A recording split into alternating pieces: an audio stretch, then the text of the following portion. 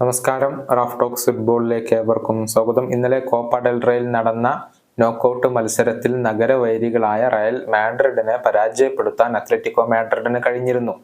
2-4 ഗോളുകൾക്കായിരുന്നു Atletico Madrid ഈ മത്സരത്തിൽ വിജയിച്ചിരുന്നത്.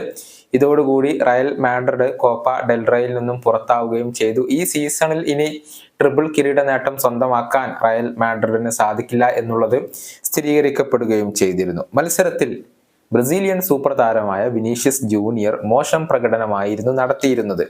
Goal അവസരങ്ങൾ അദ്ദേഹം പാഴാക്കിയിരുന്നു.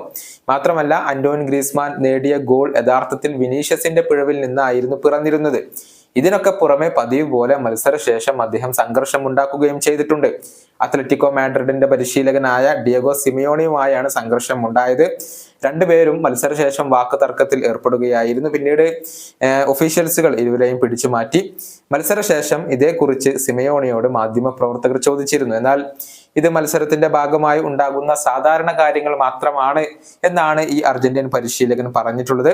അത് കളിക്കളത്തിൽ വെച്ചുകൊണ്ട് തന്നെ അവസാനിച്ചുവെന്നും സിമിയോണി കൂട്ടിച്ചേർത്തിട്ടുണ്ട്. എന്താണ് ഈ പ്രശ്നങ്ങൾക്ക് കാരണമായത് എന്നുള്ളത് ഈ പരിശീലകൻ വെളിപ്പെടുത്തിയിട്ടില്ല.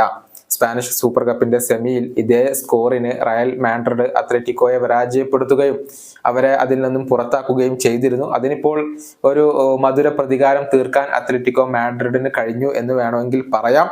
ഈ സീസണിൽ റയൽ മാഡ്രിഡ് കേവലം 2 തോൽവികൾ മാത്രമാണ് ഇതുവരെ വഴങ്ങിയിട്ടുള്ളത്. ആ 2 തോൽവികളും സിമിയോണിയുടെ ടീമിനെതിരെയാണ്. മാത്രമല്ല, അധികം വൈകാതെ തന്നെ ലാലിഗയിൽ വെച്ചുകൊണ്ട് ഒരിക്കൽ കൂടി അത്ലറ്റിക്കോ മാഡ്രിഡും റയൽ മാഡ്രിഡും തമ്മിൽ ഏറ്റുമുട്ടുന്നുണ്ട്. ഈ വീഡിയോയുടെ അവസാനിപ്പിക്കുന്നു. വീണ്ടും കാണാം.